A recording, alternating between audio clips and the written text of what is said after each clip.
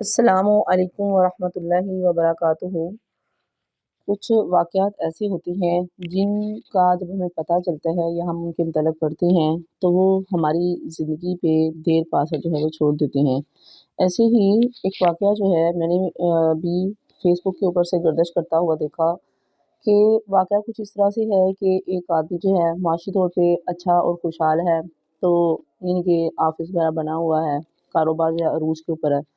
وہ کیا کرتا ہے، وہ گھر آتا ہے جب آفس سے، تو وہاں سے انگور جو ہے دیکھے اس نے راستے میں بک رہے تھے، تو اس نے بڑے پیارے انگور تھے، اسے بہت پسند آئے۔ اس نے وہ انگور جو تھے وہاں سے خریدے اور گھر لے کے آ گیا، اور گھر لا کے اپنی بیگم کو دیے کہ لیکن اسے کہنے لگا کہ میں واپس آ کے جو ہے وہ انگور کھاؤں گا، میں ابھی کسی کام سے جا رہا ہوں۔ اس کی بیگم نے انگور ان کے ہاتھوں سے پکڑے اور کچن میں لے جا کے رکھ دیے۔ اس نے کہا ٹھیک ہے، جب آپ آئیں گے تو پھر کھا لیجیے گا۔ تو وہ آدمی جو تھا وہ کام کے سلسلے میں چلا گیا۔ اب وہ دن میں تقریباً 10-11 بجے وہ انگور لے کے آیا تھا، اور جب وہ واپس آیا تو دن یہ 4 بج رہے تھے۔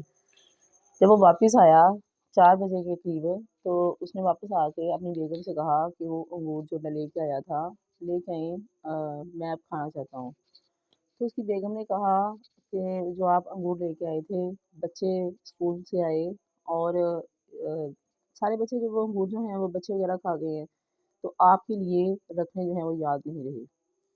تو اس آدمی نے کہا ٹھیک ہے، کوئی بات نہیں ہے، یا نہیں رکھے۔ لیکن اس آدمی کے ذہن میں ایک بات آئی، اس نے کہا کہ 2-3 گھنٹے کے اندر اندر میں اتنی بہترین چیز جو ہے وہ لے کے آیا ہوں اپنے لیے کھانے کے لیے، لیکن کیا ہوا ہے کہ اگر اتنے تھوڑے سے عرصے کے اندر میری بیوی نے، میرے بچوں نے، میری ذہن جو ہے میرے متعلق ان کے ذہن سے نکل گیا کہ اس کے لیے انگور رکھنے تھے، تو یہ میرے مر جانے کے بعد جو ہے وہ کیا کریں گے۔ اس بات نے اس آدمی کے ذہن کے اوپر بڑا ہی میں سمجھتی ہوں کہ اچھا ہی اثر ڈالا، برا اثر نہیں ڈالا بلکہ اچھا اثر ڈالا۔ وہ اٹھ کے وہاں سے گیا اور جا کے اس کے پاس پیسے تھے۔ جیسے کہ میں نے شروع میں آپ کو بتایا ہے کہ اچھے خاصے یعنی کہ مال و دولت ہے اس کے پاس۔ اس نے وہاں پہ ایک یعنی کہ سٹی کے اندر ہی وہ رہتے تھے، اس نے جو اچھی یعنی کہ جگہ تھی جہاں پہ آبادی زیادہ تھی، وہاں پہ زمین کا ایک ٹکڑا لیا، اور اس کے ساتھ ہی اس نے کنکریٹ کا سارا سامان جو ہے وہاں پہ گرایا۔ گھر والے جو تھے وہ رات کے کھانے کے اوپر اس کا انتظار کر رہے تھے، اور وہ حیران تھے کہ وہ کہاں چلے گئے ہیں۔ ان کے ذہن میں یہ بھی بات بھی تھی کہ انگور نہیں بچے، شاید اس لیے مطلب ناراض ہو کے چلے گئے ہیں۔ وہ فون بھی کر رہے تھے لیکن وہ کسی کا فون نہیں اٹھا رہا تھا۔ اس نے زمین کا وہ ٹکڑا خریدا، وہاں کنکریٹ کا سامان جو ہے وہ وہاں پہ گرایا، تو یہ سمجھیں کہ اس نے مسجد کا وہاں پہ افتتاح کر دیا۔ جب وہ واپس رات کے گھر آیا تو گھر والے پریشان تھے، انہوں نے پوچھا کہ آپ اچانک چلے گئے تھے، بتایا بھی نہیں، اور پھر واپس بھی نہیں آئے، تو کہاں چلے گئے تھے؟ تو اس آدمی نے کہا کہ میں اس طریقے سے جب یہاں سے میں نے دیکھا کہ انگور رکھنے آپ میرے لیے بھول گئے، تو میرے ذہن کے اندر یہ بات آئی کہ جو لوگ 2-3 گھنٹے کے اندر جو ہیں مجھے بھول سکتے ہیں، تو وہ میرے مرنے کے بعد مجھے کتنے گھنٹے تک یاد رکھیں گے۔ تو اس لیے میں نے یہ سوچا کہ میں کیوں اپنے رب کے ساتھ اس طرح کا معاملہ جو ہے وہ طے نہ کر لوں کہ ایسا کرنے سے کم جو میں اپنے رب کے ساتھ جو ہے ایسی سودا بازی کروں گا، اس کے راستے میں خرچ کروں گا، تو مجھے واحد جو ایک طریقہ کار نظر آیا وہ مسجد تھی کہ میں مسجد بنواؤں گا، وہاں جب تک نمازی پڑھتے رہیں گے میرے لیے بھی دعائے خیر جو ہے وہ ہوتی رہے گی۔ باقی اس میں کوئی شک نہیں ہے، جب ہم کسی مسجدوں میں جاتے ہیں، عالی شان مسجدوں میں جاتے ہیں، تو وہاں انسان کے ذہن میں یہ آتا ہے کہ یہ بھی جس بندے نے تعمیر کی ہے تو خود سے ہی دعا نکلتی ہے کہ یا اللہ جنہوں نے تیرا گھر آباد کیا ہے تو ان کو بھی آباد رکھ، ان کی بھی آخرتوں کو جو ہے وہ بہتر فرما۔ تو اس نے کہا کہ میں نے اس لیے مسجد جو ہے وہ تعمیر کر دی کہ میری جتنی بھی جمع پونجی ہے، جیسے انگور کھا گئی ہیں ایسے ہی جتنی بھی جمع پونجی ہے، جس میں کوئی شک نہیں ہے کہ اولاد کو وراثت میں سے حصہ تو ملے گا، لیکن کچھ ایسا حصہ جو میں نے اپنے لیے بچا کے رکھا ہوا تھا وہ میں نے اللہ کے راستے میں خرچ کر دیا۔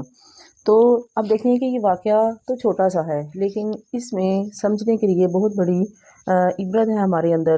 اس میں کوئی شک نہیں ہے کہ آج ہم دنیا کے اندر مسلسل جو ہے پھنسے ہوئے ہیں، ہماری زندگی کا مقصد اور محور ہی ہمارے بچے ہیں، ہماری فیملیز ہیں، کے علاوہ تو ہمیں کچھ نظر ہی نہیں آتا. ہمارے غریب رشتہ دار ہیں، ٹھیک ہے، ضرورت مند رشتہ دار ہیں، ہمارے ہمسائے ضرورت مند ہیں، لیکن ہم کسی کے اوپر کوئی توجہ نہیں دیتے. ہماری زندگیوں کا مقصد کیا ہے؟ ہمارے بچے جو ہیں زیادہ اچھا کھائیں، ہمارے بچے زیادہ اچھا پہنیں، اس کے علاوہ ہمارا کوئی مقصد نہیں ہے. تو ہم اسی مقصد کے تحت جو ہے وہ زندگی گزار کے اس دنیا سے چلے جاتے ہیں. ہماری یہی اولادیں ہیں. یہ تو خوش قسمتی ہے کہ کسی کی نیک فرما بردار اور محبت کرنے والی اولاد ہو تو وہ اپنے والدین کو ہمیشہ یاد رکھتی ہیں، اپنی نمازیں پڑھتی ہے. ان میں تو اللہ تعالیٰ نے نمازوں کے اندر تو سسٹم ہی اللہ تعالیٰ نے آٹومیٹک کر دیا ہے کہ آپ جن کی نماز پڑھتے ہیں تو اس میں تو دعا کرنا ویسے ہی آپ کا فرض ہے. تو وہ والدین کے لیے دعا جو ہوتی رہتی ہے. اور چند جو بچے ہی ایسے ہوتے ہیں جو مستقل والدین کے لیے خیر خواہی کا سبب بنتے ہیں، اپنے والدین کی طرف سے خیرات کرتے ہیں، دعاؤں کا سلسلہ جاری رکھتے ہیں، ان کی طرف سے صدقہ جاریہ جو ہے وہ کرنے کی کوشش کرتے ہیں. اور میں ذاتی طور پہ یہ سوچتی ہوں کہ اگر ہم انسان اپنے لیے کچھ نہ کر سکے تو پھر ہم یہ توقع رکھیں کہ ہمارے بچے ہمارے لیے کچھ کریں گے تو یہ فضول سی بات ہے. جب ہم اپنے لیے ہی کچھ نہیں کریں تو ہمیں اپنے لیے ہی اس دنیا سے جانے سے پہلے کچھ ایسا کر لینا چاہیے کہ ہمارے لیے مستقل ذریعہ ثواب بن جائے. جب ہم اپنے لیے کریں گے تو ہمارے بچے دیکھیں گے کہ ہمارے والدین جو ہیں وہ اللہ کے راستے میں خرچ کر رہے ہیں یا وہ اپنی آخرت کو سنوارنے کے لیے یہ ساری کوشش کر رہے ہیں، تو آٹومیٹکلی دیکھ کے ان کے ذہن میں بھی یہ چیز آئے گی کہ ہمارے والدین اس راستے کے مسافر تھے تو ہم نے بھی اس کو فالو کرنا ہے.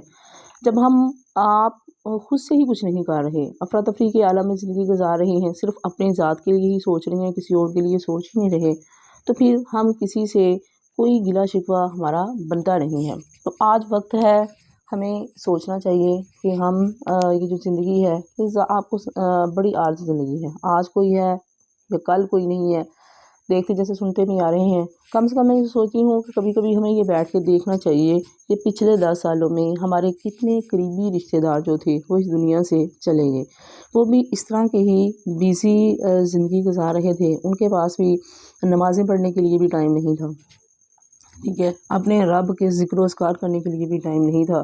لیکن پھر موت آئی. موت نے آ کر جب آوازہ لگایا تو وہ اپنے ساری ہی مصروفیات چھوڑ کے اس دنیا سے چلے گئے.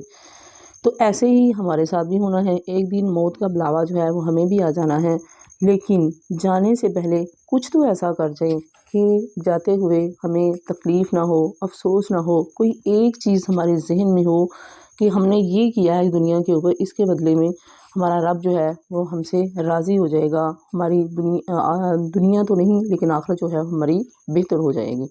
تو یہ سوچ جو ہے ہر مسلمان کے اندر جو ہے ضرور آنی چاہیے تاکہ اس کی دنیا کے ساتھ ساتھ جو ہے اس کی آخرت بہتر ہو جائے، بجائے اس کے کہ مرنے کے بعد انسان پچھتاتا رہے، افسوس کرتا رہے میرے فلاں نے کچھ نہیں کیا میرے لیے، میرے فلاں نے کچھ نہیں کیا. تو بہتر ہے کہ اپنی زندگی میں اپنے لیے خود سے کچھ کر لیجیے.